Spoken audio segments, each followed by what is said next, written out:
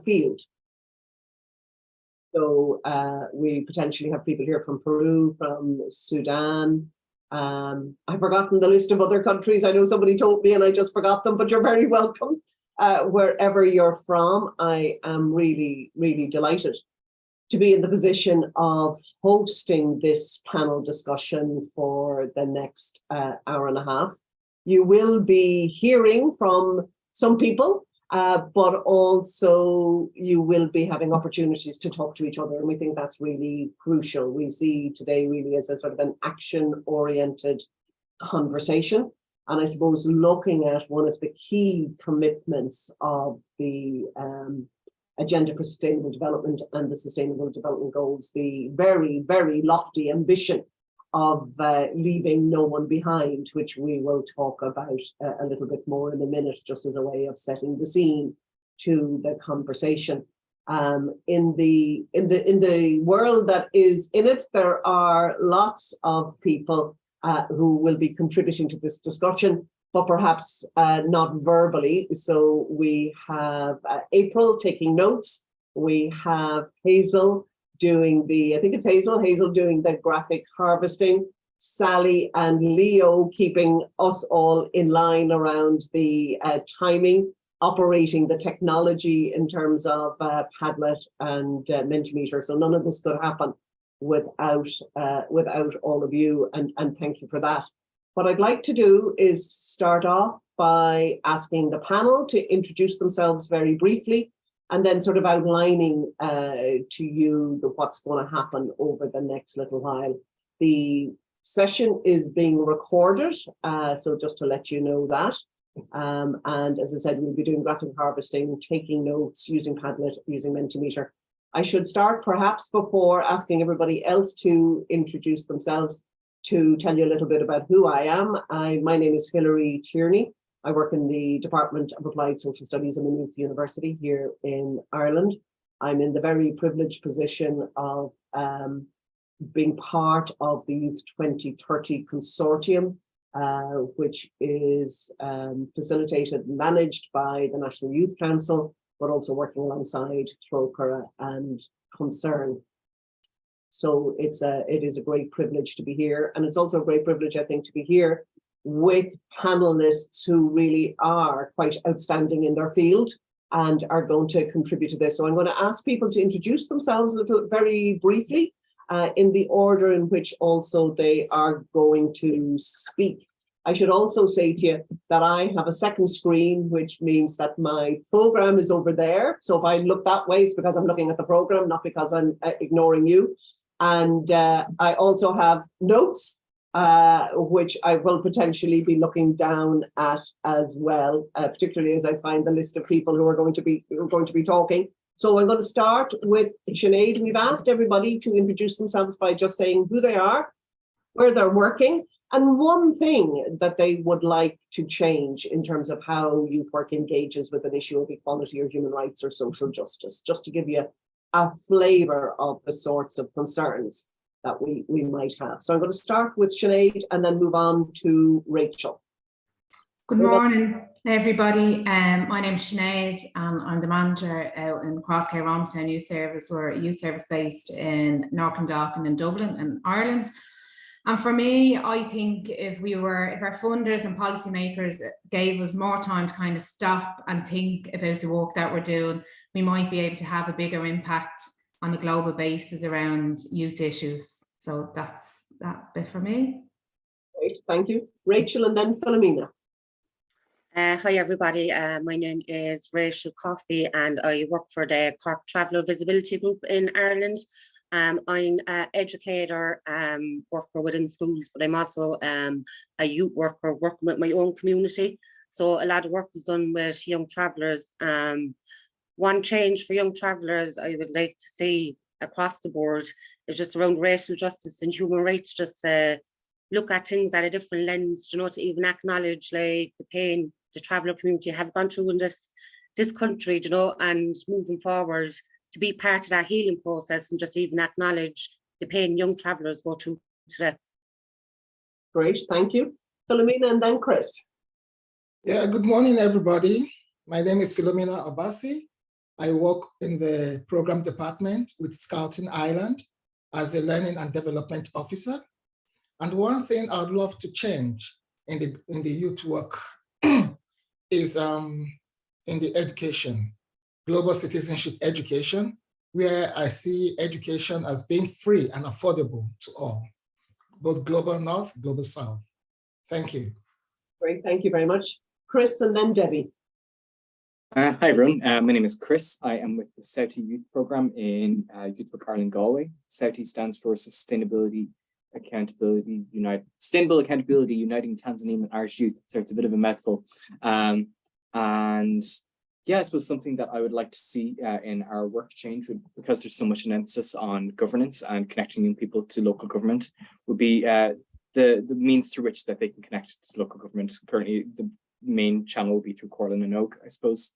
So it'd be nice to have a bit more diversity in that regard, considering the amount of young people and the demographic spread of young people. Great, thank you. And Debbie.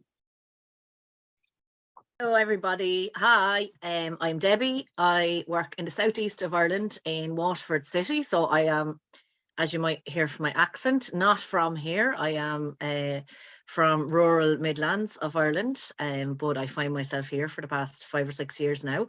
I work with Waterford and South Tipperary Community Youth Service. So I work in OWW Youth Project 5 days a week, and I also coordinate our LGBT program, which is called Chill Out. And what I would change, I think what I change is like how we see ourselves as youth workers in terms of our responsibility in relation to human rights. It can sometimes come up as an add-on to our work, which it can't be, because I mean, that's not going to actually have a lasting impact. And I think in our day-to-day work, we have the potential to make huge changes around awareness. And in particular, what I am concerned with is when we think about leaving no one behind, how young people who are left behind have access to conversations about human rights. Because if somebody doesn't have their basic needs met, it's very difficult for them to have concern or to think about some of those other parts of their life. So I think we have a great responsibility in terms of making those connections, but I think it starts with how we see our role as youth workers. Great, thank you very much. So you can see there's a lot of passion there, but also sort of underpinned by very concrete action and very concrete commitments. And I think that's a really good starting point, maybe to say a little bit about the central commitment of that leaving no one behind is. I mean, it's a huge ambition. We know in the world at the moment that we're hearing a lot about all of the things that sometimes seem insurmountable. So we're looking at, the very limited progress in terms of COP27. We're hearing more and more about the aggression and invasion in Ukraine, the knock-on impact of that around the rest of the world, and then the increasing inequalities. And that's something we're going to look at a little bit in a few minutes around looking at a short video that sort of puts some of that in perspective. But I think one of the things that really sort of strikes me around the commitment about leaving no one behind is that it's a commitment that is really also rooted in, I suppose, acting locally, but thinking globally. And I know those are maybe cliches, and I've certainly been around for a lot of my active life, but I think we increasingly cannot but add a global dimension to the way that we think about our work. Is that we're living in an increasingly globalized world. The world is in lots of ways becoming much smaller than it has been. And things that once seemed very far away are also now very current. And there's a couple of things I think that are really, sometimes, those big, leaving no one behind in a world that has hit 8 billion people seems insurmountable, when sometimes the issues that facing our own local communities also seem insurmountable in some way. But I think that's the strength of something like this, is none of this is going to be done together, is going to be done by individual action. It's going to be done by collective action. It's going to be done by people thinking and working together. And I think your point, Sinead, about having time to think and having time to analyze and having time to plan, not just to react, is really crucial. And one of the things that really struck me, and it was ATD Ireland, so when I was thinking about this and chairing this panel discussion, I was, as I often do, doing a bit of reading and doing a bit of thinking and doing a bit of talking. And I was really taken by ATD's Ireland, commitment to that this is actually about walking the talk of the promises of the SDGs. That because they sometimes seem, they're great, they're posters on walls. A lot of us have them on posters. We have our little pins. They're a declaration of something. But what is that declaration underpinned by in terms of action and in terms of commitments? And I think one of the things that really struck me in that too was the commitment that in that there is also a commitment that we need to be working with those who are furthest away. So we need to be looking with the working and focusing on those people who are most marginalized and most distant. And I think that when we think about the development goals, we also need to be thinking about those in terms of rights. They're not just aspirations at some point in the future. We actually need to be acting on them now and collectively acting on them now in order to make some sort of reality out of them. And that's really daunting. But I think even in the commitments you heard earlier from those 5 people, you can see that people are already thinking in ways that some of those goals and some of those rights can start to be realized in the here and now. I think the other thing that really strikes me that's interesting about this is that there's a document produced by the UN Development Programme, and it really helps us, again, going back to Sinead's point about time for thinking. And maybe it's because I'm a youth work educator, I'm really into sort of space for thinking and reflecting as a basis for action. But it looks at sort of 5 interlinked sort of factors that really impact on the extent to which people get left behind. And I think it provides a really useful sort of analytical framework for us. So it's looking at discrimination, how discrimination happens, looking at geography, so the where of things. It's looking at socioeconomic status. It's looking at issues about governance, which was mentioned earlier. And then also looks at those things about our capacity of all of those things where we get shocks and fragilities, where the unexpected happens, and our capacity to be able to engage with those. And it seems to me that, the point that you made, Debbie, there is that in globally, the bit that that is not in dispute is that those who are most likely to be left behind are women and girls in rural areas who live in poor families and who are from minority ethnic communities globally. But each of us in our communities and in our countries, the information is there to enable us to actually use those 5 factors to identify those who are most likely to be left behind in our communities. And in doing that, and in thinking and acting collectively, and one of the things I really liked about that document, because it spoke about things to me that are very connected to youth work, it says that there's a possibility of developing, if we use an analytical framework, that we can develop an integrated approach that is sort of strategic, that use levers, that isn't just about action, but is actually using each action to leverage to the next action. So taking a longer term view, a more strategic view, and based around things that are around examining, so getting our understanding of things, empowering and enacting change. And those things I think are really important, and they work very well alongside the European Youth Strategy, which talks about youth work. Part of the purpose of that strategy is around the engaging young people, connecting young people, empowering young people. And the vision for youth work that comes out of the European Youth Work Agenda since 2020 and a recommendation from the Council of Ministers from 2017 positions youth work not just as a process of individual personal development and social development for young people, but actually as a mobilizing force for democracy and solidarity, with and between young people, but also with and between young people and wider society around the world. And that is a huge promise, I think, of youth work. Youth work makes a promise to young people, and then it also has an ask of youth workers to be able to help young people in meeting that promise. And I think part of what we're going to hear about today is people who are doing that, who are meeting the promise of youth work to young people and responding to it very proactively.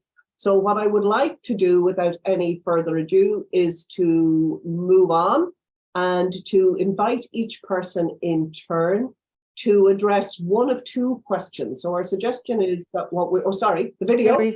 Yeah, sorry, I was going to say. So I'm going to stop and we're going to play the video, but after the video, then what we will do, so we can go straight into this, is we're going to ask each person to respond to one of two questions, but one question first, which is what are the ways from your practice experience, the ways that young people are left behind? So apologies.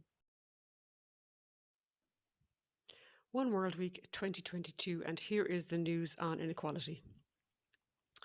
Energy prices have risen by 43.8% in the past year. This is a global phenomenon. Energy is a necessity, with all households consuming it to different extents. It comprises a larger share of low-income household budgets. Energy prices in Ireland are higher than in other countries. Inequality is a political choice, not inevitable. The bottom 20% of income recipients in Ireland have experienced inflation at 8%.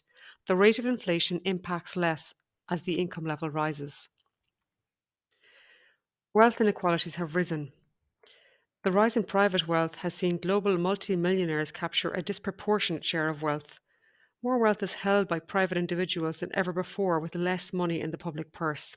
And this is a global phenomenon, with inequality within countries more evident now. It has important implications for state capacities to tackle inequality in the future, as well as the key challenges of the 21st century, such as climate change. Global inequality seems to be about as great today as it was in the peak of colonialism. There is a long way to go to undo global economic inequality inherited from this era. For every dollar spent on health, developing countries are paying $4 in debt repayment to rich creditors. Comprehensive debt relief and higher taxes on the rich are essential to address inequality. Inequality in young people. Access to housing is at a crisis point. Access to shelter is at a crisis point. Wages are out of sync with rent. Lack of security in accommodation and work can cause disruption to learning, and also it impacts on support networks, which are crucial for physical and mental health. In terms of education and outcomes, it's recognised that better educational levels help employability, which in turn will help to reduce poverty. Early school leavers are 3 times more likely to be unemployed, and children of racialised minority background, in particular traveller or Roma young people in Ireland, experience much greater risks of poverty. Globally, without close attention to the inequalities which shape access to resources and opportunities, the danger is that disadvantage comes to be viewed implicitly or explicitly in terms of family or individual deficit or lack, and not as a politically created problem. In terms of COVID and the ongoing effect, women, ethnic minorities, and developing countries have been the hardest hit by growing inequality seen during COVID. The closure of schools and other educational settings is recognised to have disproportionately affected those children and young people already disadvantaged. The Oxfam report tells us that 13 million fewer women are in work now than there were there in 2019. And inequality is also at play in the climate crisis, with the world's richest 1% emitting more than twice as much CO2 as the poorest 50% of the world. What can we do to address this inequality? We need to prioritise young people. Those between 15 and 24 make up 16% of the global population. Supporting the EU Action Plan on the SDGs is important, a roadmap for engaging young people in EU external action. We need to create locally and globally inclusive civic and political platforms, provide dignified economic opportunities and sustainable jobs, design innovative education systems, put climate action at the centre of policies targeting and addressing inequality locally and globally, and support and invest in youth work to help deliver on local, national and global anti-poverty strategies, and as a key driver in success for better mental health and well-being outcomes for all. Define policies that will ensure women, racialised and other oppressed groups are represented in all decision-making spaces. Tax the new wealth made since the start of the pandemic and invest the trillions in progressive spending on universal healthcare, social protection, climate change adaptation and gender-based violence prevention and programming. Insist on comprehensive debt relief to allow the reduction of inequality and promote union membership and collective organising. These are some things we can look to do. With thanks to Oxfam, Task, Relief Web, World Inequality Lab, Social Justice Ireland and YouthLink Scotland.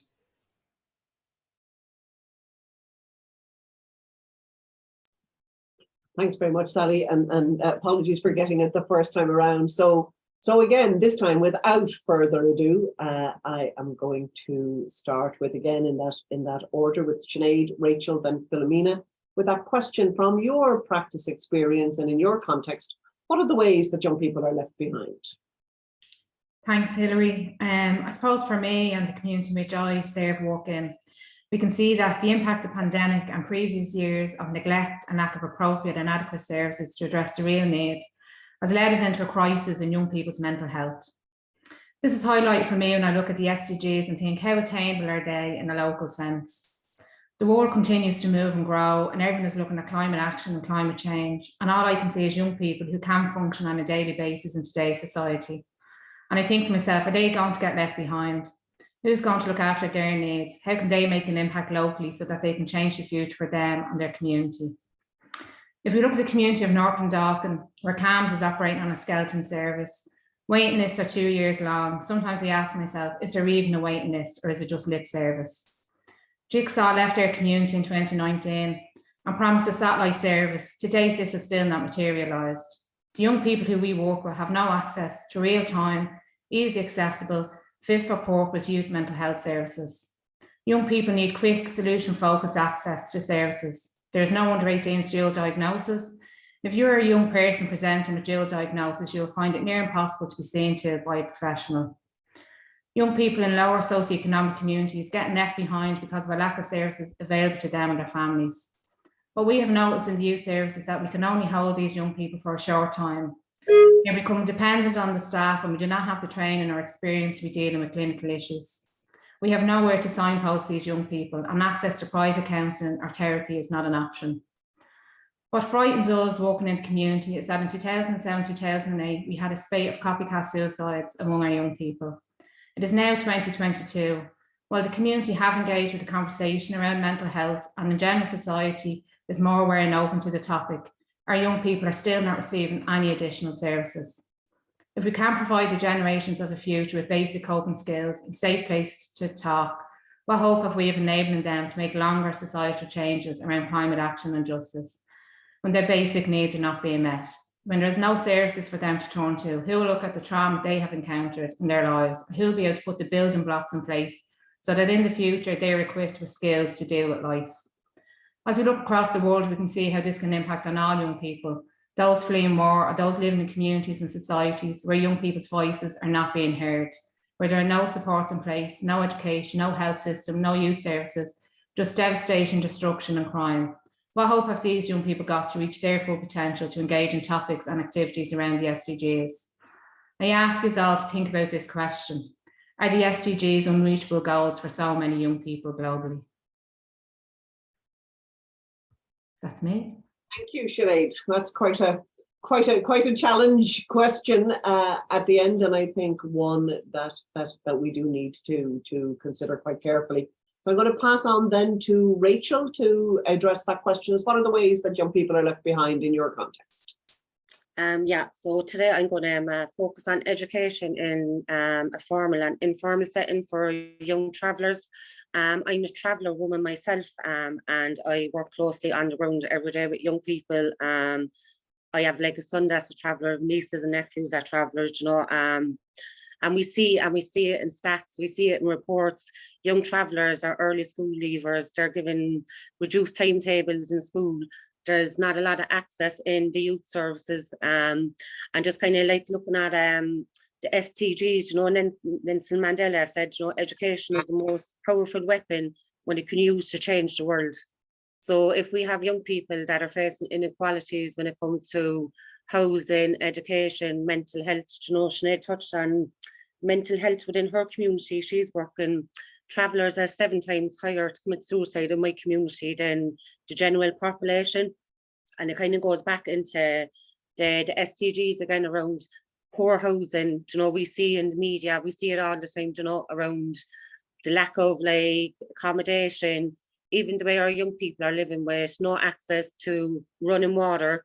You know, these are SDGs that are there. You know, when we take these out to our young people, they're like, we do have access to education, we have access to water, when in reality, you know, like doing workshops, bringing education like this around the SDGs, the global youth work, into those spaces are becoming more aware of these kind of issues, you know. And I was kind of thinking earlier this morning just around the 5 phases of globalization. Every area of that like impacts our young people. And Sally touched on it as well in the video. You know, how can we support young people that are not accepted in school, they're not accepted in the youth services, you know? And it's about like bringing them into these spaces, giving them safe spaces, you know? And a big part of, for me, is kind of like youth workers. We need to acknowledge the pain that was done to the young people in this country. We need to give them those healing spaces, you know? And this is not like locally, it's nationally, it's globally. You know, if you look at other minorities, like the Aboriginal community, again, the women, the men, the violence, you know, like it interconnects even with our community here, you know. And I suppose we were kind of thinking there as well this morning, you know, just even how can we like bring changes, you know? And I suppose some of the youth workers touched on it as well. You know, we need to be even like looking at ourselves as youth workers, our own biases, you know, bringing training into these education spaces, you know, whether if it's in a youth service or in a school, you know, because my young people are being left behind. I have young people like that have mental health issues, appalling houses and stuff, you know. So again, for me, they're left behind, and really in the education space, like we need to be doing a lot more in the youth services, education, even ourselves, and just even creating spaces like what NYCEI had over the summer. Let's start bringing our young people into those spaces. Let's start making those integration pieces. Let's get them even meeting other minorities, because I think they're so like within their own issues and stuff, they don't see outside that. And like for me, this week, One World Week, bringing these young people into the spaces, having these conversations is what we need to be doing across the board. Thank you. So we're going to move on to Philomena. I can see themes emerging even just in the two. So Philomena and then Chris. Yeah, good morning. Thank you, everybody. Like I said initially, I'll be looking at it from the educational aspect. I'm looking at it like Paulo Freire said, education is not neutral, you know. Education either does two things. It's either to promote conformity or to promote freedom. And where there's no emotional education, if we can't breathe life into education, we might not be able to achieve what we want to do. So the awareness of the SDGs, the awareness of the youth being inclusive in making their own decisions, in having empathy about things around them, in being able to be emotionally, psychologically, you know, be more attentive and alert is what will really help in the youth sector, you know, to help us make our youth unpack themselves where they are, wherever position in the world they find themselves, to be able to be in solidarity with other youths in the world. So if you don't know what is happening in the global north, and you don't know what is happening in the global south, you can be in a way to, first of all, identify the problem. And in identifying the problem is 50% of solving the problem. And we are so happy that at least the 17 SDGs have been able to identify the current problems, and we are looking how we're going to solve them. And I feel for now,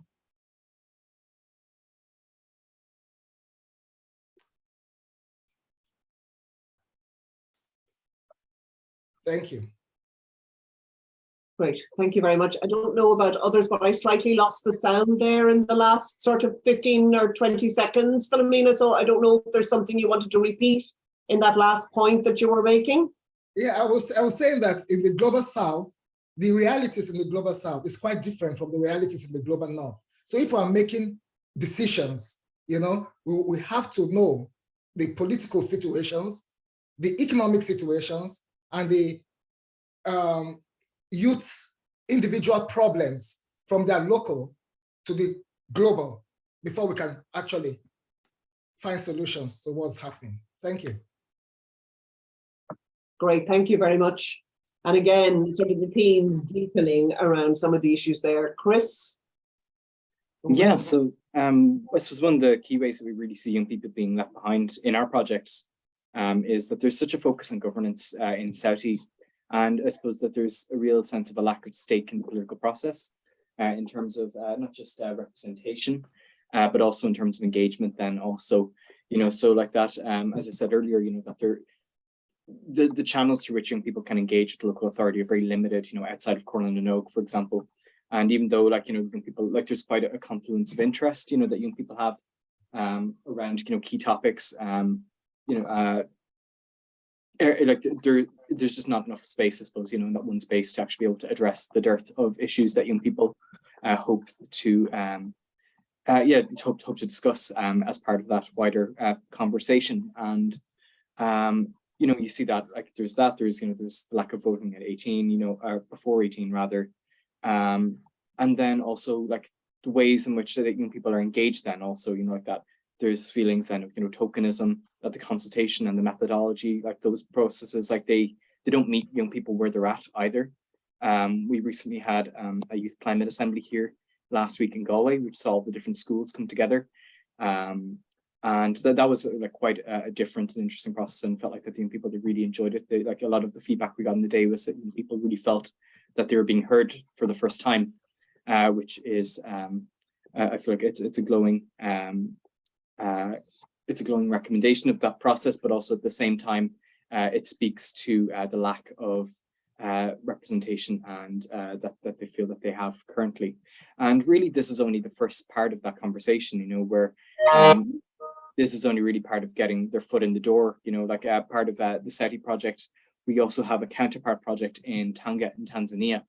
And they're very much at the front line of the climate crisis, where they're experiencing long periods of drought and famine.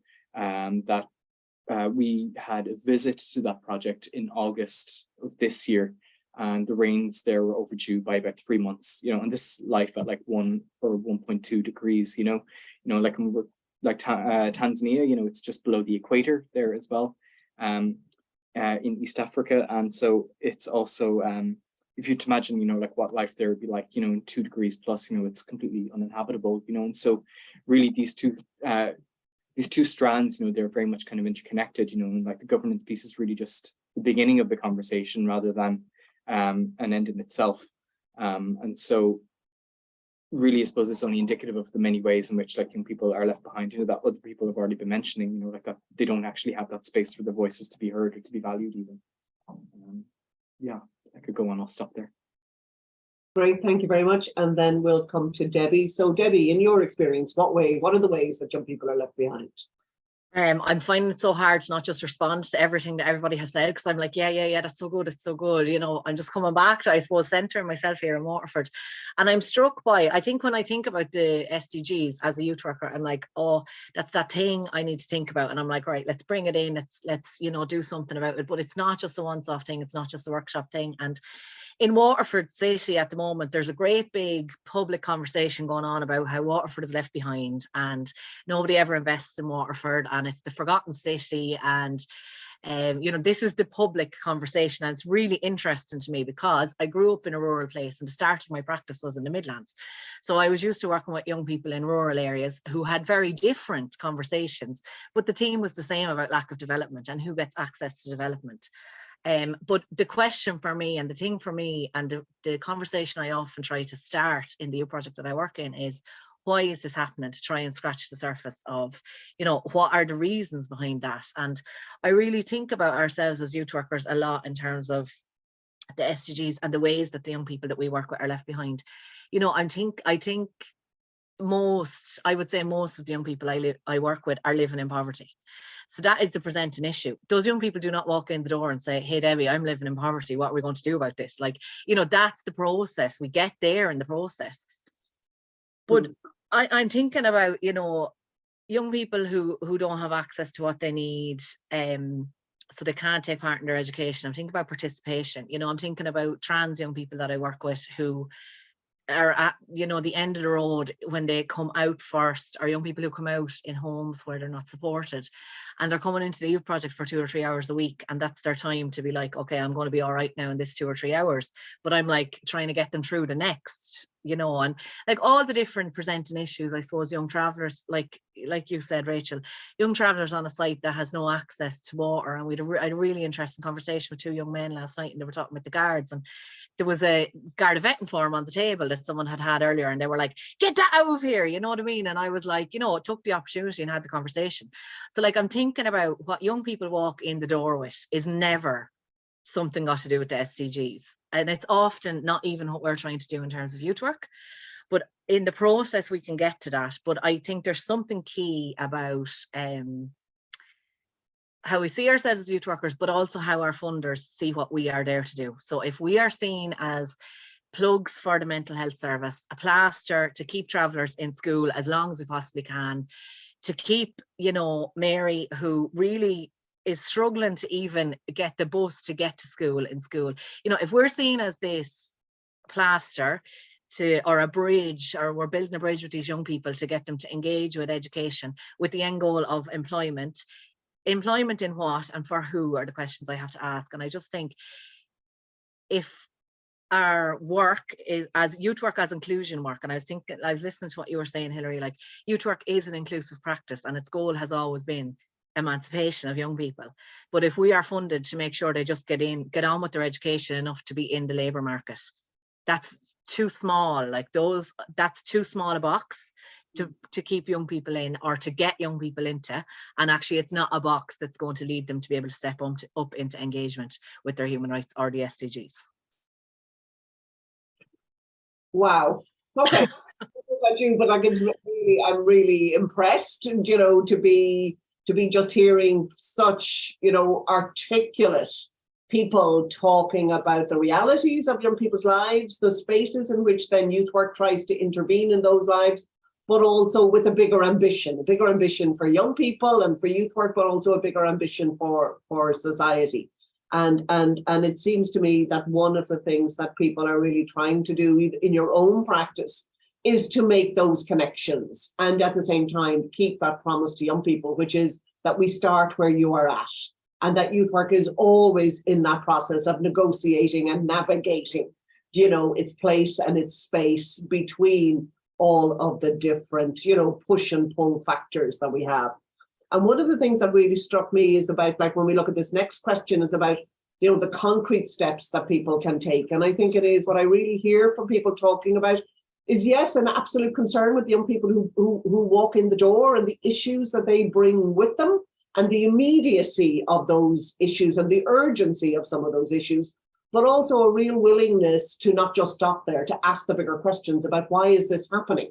Not just to these individual young people, but to these groups and categories of young people. So those questions about young people's voice, you know, where young people get to speak their voice, notions around how do we move beyond tokenism? How do we address the intersectionality, which I think is really important about, as somebody said to me recently, they were saying, oh, you know, this funding wants us to focus on young people who are homeless, young people with mental health issues, young people who are in trouble with the law, young people who are in danger of leaving school. And they said, but they're all the same young people.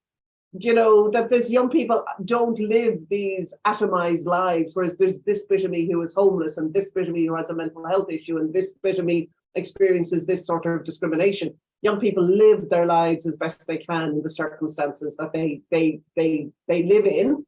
And then is the basis, what is the role of youth work in relation to that? And so I think what I'd be asking for this next question really is that notion of the commitment that we have as youth workers to act, I think, where we can, when we can, how we can, and with whom we can. So what are the connections that we can make? Because these are what seem like fairly intractable, both local and global issues.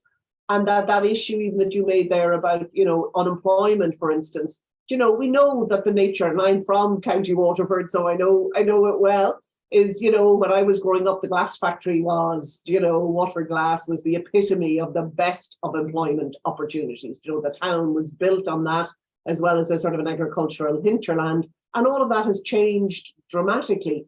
in the space of, you know, probably just under 2 generations. So the notions of employment, work, socioeconomic status, the answers to those are not to be found in the local communities that those young people live in, that there's answers in the sort of the global economy, which is where I think that looking at those 5 lenses around discrimination, about geography, around the, you know, the shocks and the fragilities you were talking about, the things that can happen in terms of, you were talking about Tanzania and drought, for instance, just as one example, but it can be much more local than that.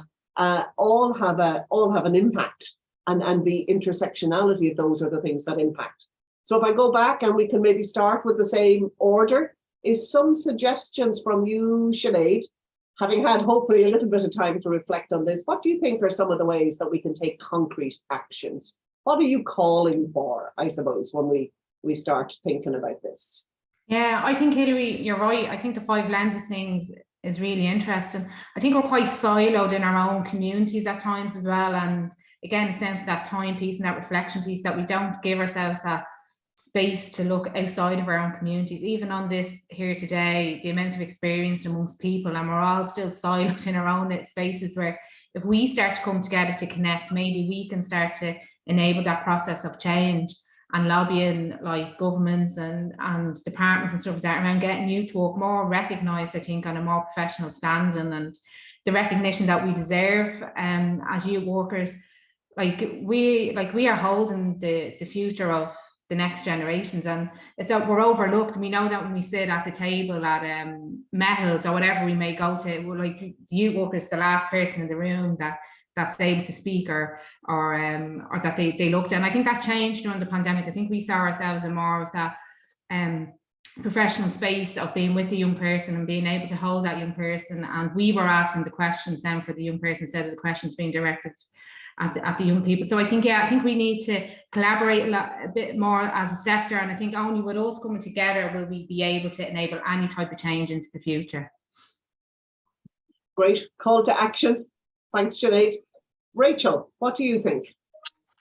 Yeah, I'd kind of agree with what Sinead was saying, just around the recognition of youth workers. And she was just kind of even mentioning there in Mehil, you know, like youth workers, even like from minorities, you know, I've gone into spaces where I'm not even acknowledged as a human being over being a traveller, you know. So I think, again, like, it is good about us like coming together, getting that recognition. I suppose my topic was on education. I think more education around SDGs needs to be brought into youth spaces. They need to be brought into the educational schools as well, if I'm being honest, you know. And I suppose kind of even there around like climate change, you know, I've been talking a lot to my young people around it. Just even little examples of the storms. You know, we had storms here recently, 2 or 3 years back, Storm Ophelia, where we had families where the roofs were tore off the trailers and left with no running water, electricity for about 2 or 3 weeks. So again, a big of it, it's about education, it's about coming together. And as well, it's about like even getting our young people together and getting them into spaces so their voices are heard, so that we can change policies, you know, and have it like child-led, you know, in these spaces, you know, when they are our next generation, and we really need to like mind them, nurture them, protect them, you know. And it's just like educate youth workers, everybody across the sector, you know, but really our young people, because they're our future. Great, thank you very much. Philomena, and then Chris. Yes, I'll be looking at it from government's policies. You know, if there can be some policies that will involve the youths. And by that, before we do that, if we can start with youth assemblies, you know, like in Scouting Island, we've done some youth assemblies, youth consultations, where we've been able to conclude and get the feelings of the youths, because it's quite youth-centered. So they'll be telling us exactly what they want to change on. And we also have collaborations with government agencies, like in Scouting Island. We have the Irish Aid, you know, sponsoring us, you know. We're trying to bring diversity into youth work. And with that, I think we'll go far. Thank you. Great, thank you very much. Chris, and then Debbie. Yeah, so I guess something that really stands out to me is the importance of just building relationships. You know, like, I don't think there's any substitute for this at all in the work, you know, like that. especially, you know, like with our work, it can be very frustrating in terms of like engaging with local authority because there's no obligation on their part to actually listen to us. And so we're really trying to kind of build those networks in terms of like who are our allies, who are the people that you know, want to work with you, and finding those ways in which those relationships can be mutually beneficial. You know, so I'd mentioned about the climate assembly that we had recently, and that was initially ourselves and Galway National Park City, and then by the end of the process there was South Youth, Galway National Park City, University of Galway, Atlantic Technological University, Galway Science Week, Galway Students' Union. There's a load of other partners, you know, and like at the same time trying to hold your ground in the middle of that, because like they all want a piece of the pie, but like as the people like who are trying to, I suppose, really kind of keep the interests of young people at heart and all that, trying to say, well, actually, you know, well, like if everyone wants to get up and make a speech, then, you know, where's the space for the young people and all that, you know. In particular as well, like I say that about a piece about finding allies and finding people who want to work with you. And I also think it's very important as well in terms of the values basis of the work as well, because I mean, even just reflecting recently on news around, you know, things like Eastwall, for instance, you know, that there was like the interests of a community there, which are really hijacked, I suppose, by far right organizing, you know, like that, being very careful as to who is listening and whose interests there as well. And then also like who's making the relationships, you know, so like it's not just ourselves behind the scenes, but then also really kind of trying to keep young people front and center in terms of making relationships with other young people in their area, internationally with the project in Tanzania, for instance, that we have, in terms of like the connection between like local representatives and the young people, the senior administrators in, you know, the council, the people who actually hold the power, and things like that. So like just, and among the communities as well, like people, the different organizations and people who are working with young people or have those interests at heart. So yeah, just anyone and everyone, but just not the far right. So. Okay, thank you. And Debbie.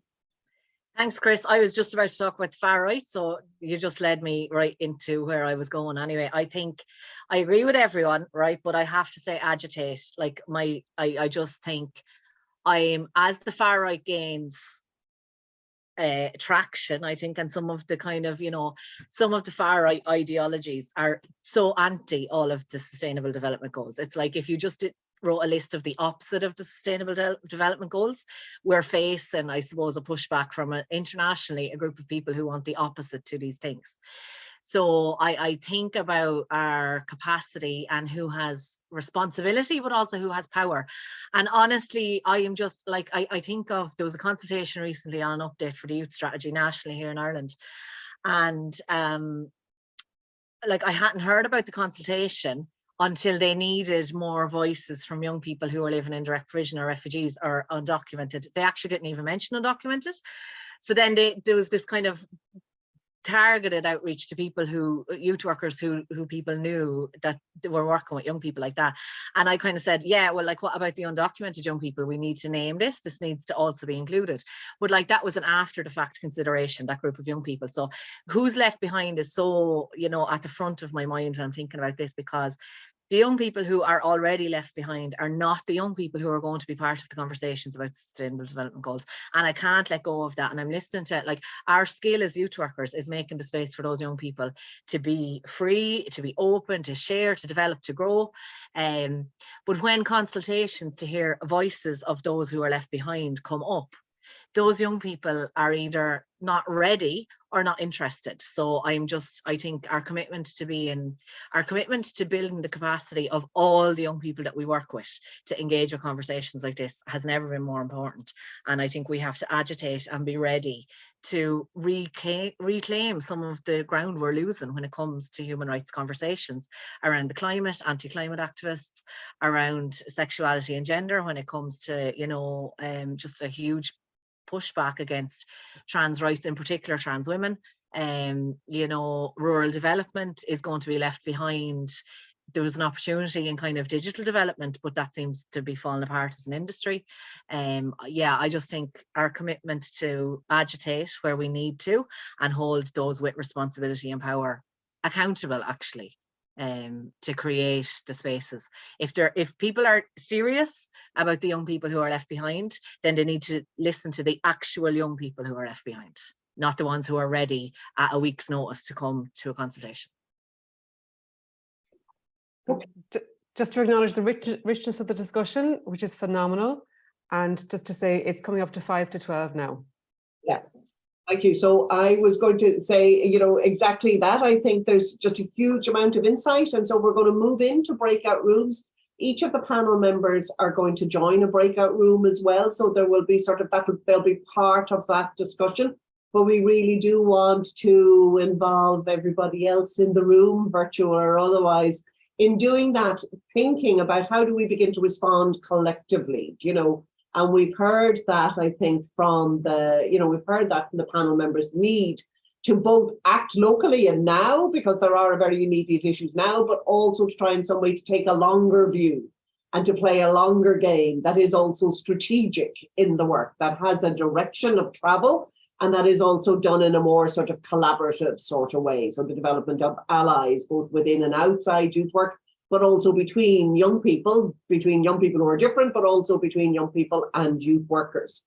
And I suppose it's a real focus for me around a form of liberation and a form of education that is about liberation, and that rather than containment in some way. And that is about also engaging us all in a hopeful practice, in a practice that is actually about what is possible rather than what is not possible, however challenging that might be. So we're going to hand over to Leo and to Sally just to say a little bit about what comes next in terms of the breakout rooms.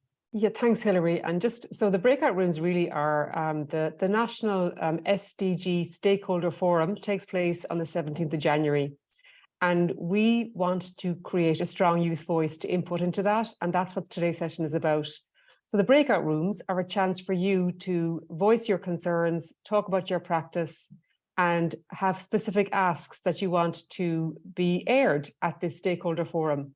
So it's a real invitation to get busy. There's a note taker in each room. The rooms are quite small, so it'll be kind of intimate. You'll get a chance to speak. It'll be 20 minutes. And so the note taker will take responsibility for taking the notes, but you're welcome to post comments yourself as well. And then we'll come back with a closing session. So, and Leo has just put the link there to the Padlet.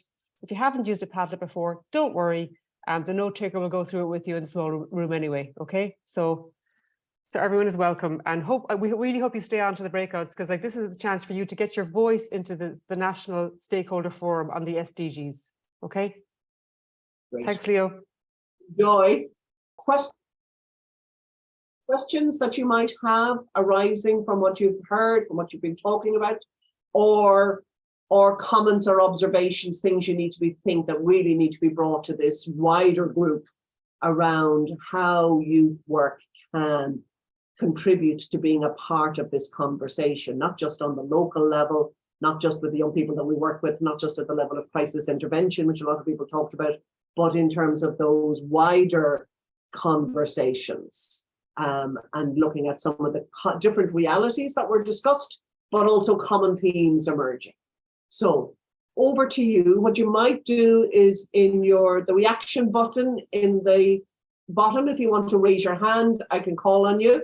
But equally, if somebody just wants to start off the conversation, we can keep an eye out for that. So, anybody have a question or an observation, something you think needs to come into the wider conversation?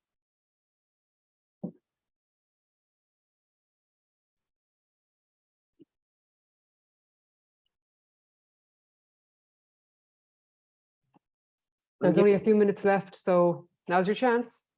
Even though we have so many youth workers in the space, I don't believe that there is nobody who has nothing to say on this.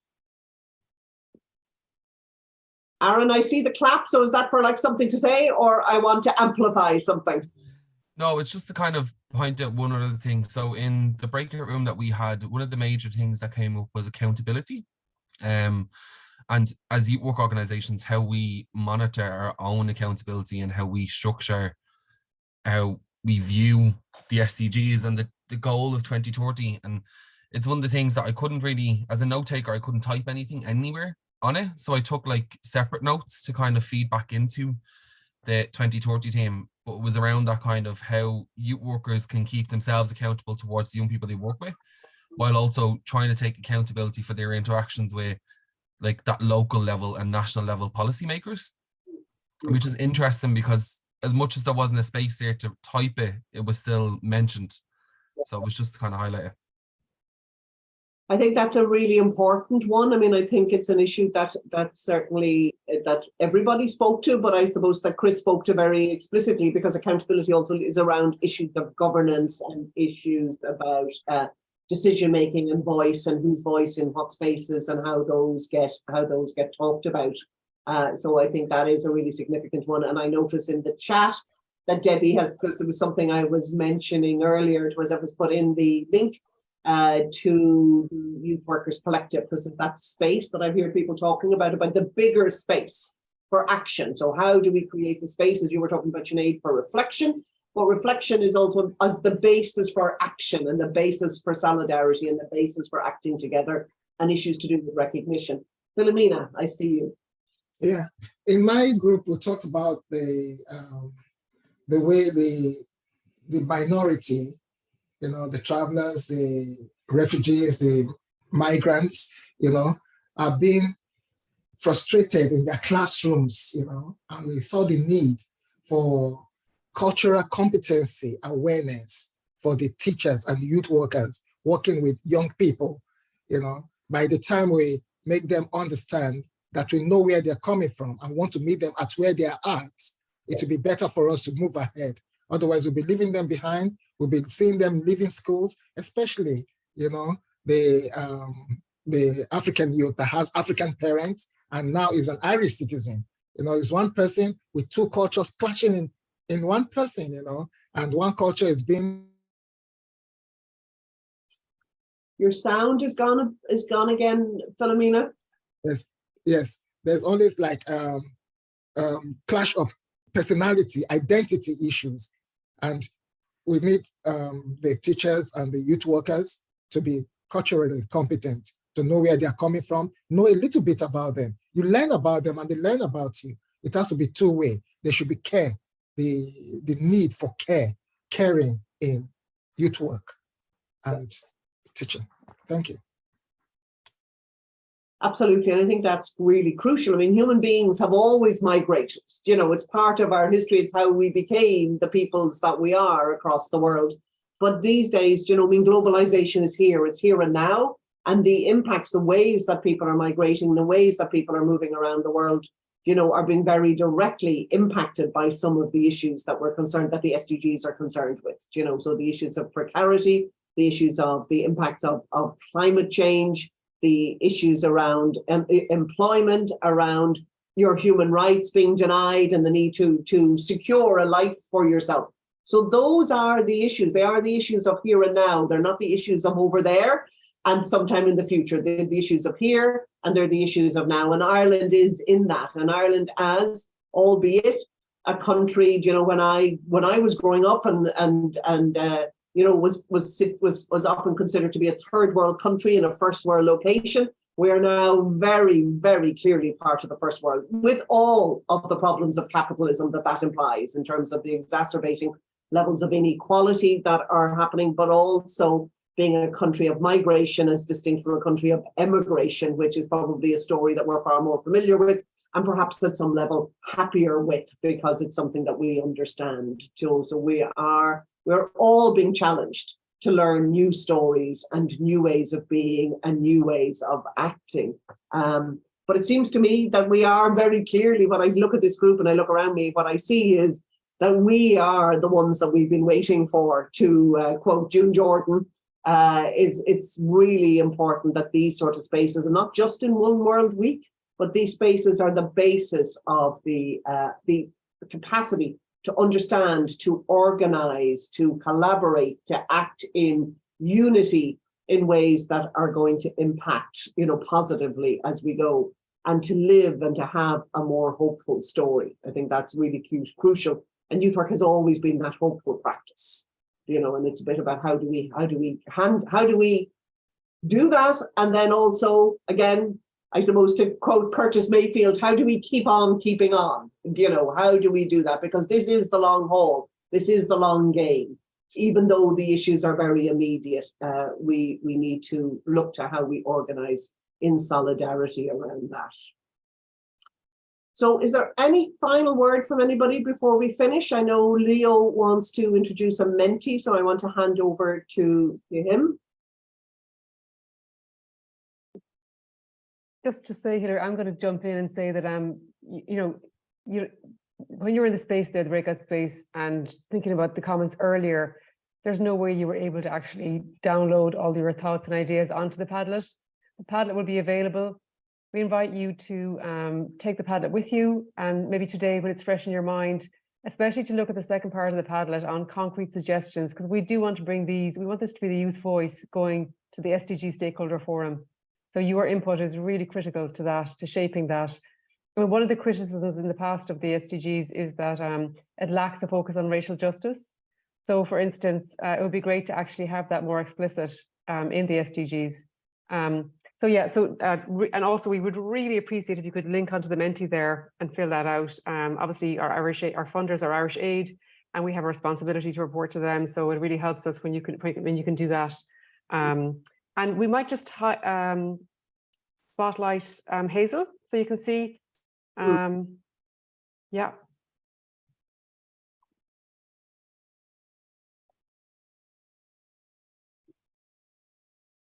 Yes. And this will be made available to everybody afterwards, Sally, won't it? Of course, yeah, absolutely, yeah. We'll share these out, and I think Hazel's got a number of different pages on the go there. Yeah, I have lots of different ones, and I'll be tidying them up after the event and sharing them with you. Gorgeous, Hazel. And these will also go in towards the report for the stakeholder forum. So really appreciate that. Yeah, amazing. So maybe I will finish then, if that's okay. I really want to thank all of the panel members really for your sort of thought and your insight and your passion for the work, and your sort of, capacity to make those connections between the very immediate issues that you are facing in your communities, the young people are facing, the work that you're trying to do to in some way intervene in those while not losing sight of the bigger picture and the spaces for action. So I really want to acknowledge all of you. Thank you very, very much for that. And really want to acknowledge all of you for taking time out in a very busy time of the year to be part of this conversation and to contribute to that. So well done, everybody. Thank you very much. Yeah, absolutely. 100% thanks to everybody for all the effort and passion that came into today's space. Collectively, we're much stronger, right? We all know that. Great. Okay, so I think that is us. Yeah. Thanks, everyone. Thanks, everybody. Thank you. Thanks. Thank you, buddy. Thank you.